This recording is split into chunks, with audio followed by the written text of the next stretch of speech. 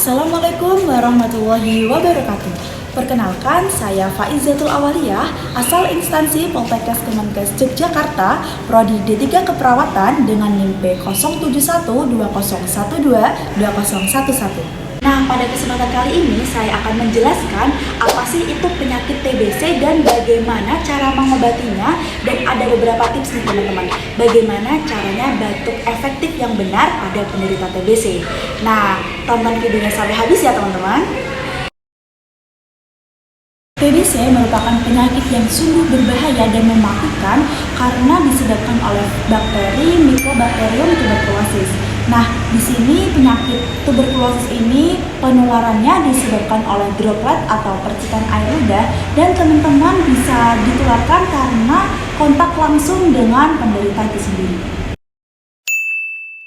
Nah teman-teman, gejala yang timbul pada penyakit tuberkulosis antara lain yaitu batuk yang berdahak lebih dari 3 minggu, panas yang tinggi, nafsu makan yang berkurang, badan terasa lesu, dan masih banyak lagi.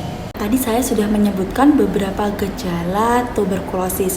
Pasti teman-teman bertanya-tanya apakah tuberkulosis itu bisa sembuh atau tidak dan bagaimana cara pengobatannya ya. Nah, di sini ada 2 pengobatan, yaitu secara intensif dan secara lanjutan. Tapi di sini saya akan membahas lebih lanjut tentang tips batuk efektif yang benar pada penderita TBC. Kita masuk ke tips bagaimana caranya batuk efektif yang benar pada penderita TBC.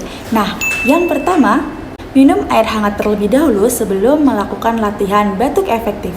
Yang kedua, atur posisi duduk dengan mencondongkan badan ke depan. Yang ketiga, tarik nafas melalui hidung dan hembuskan melalui mulut sebanyak 4-5 kali. Yang keempat, tarikan nafas yang terakhir ditahan selama 1-2 detik. Yang kelima, angkat bahu dan dada, lalu longgarkan, serta batukan secara kuat dan spontan.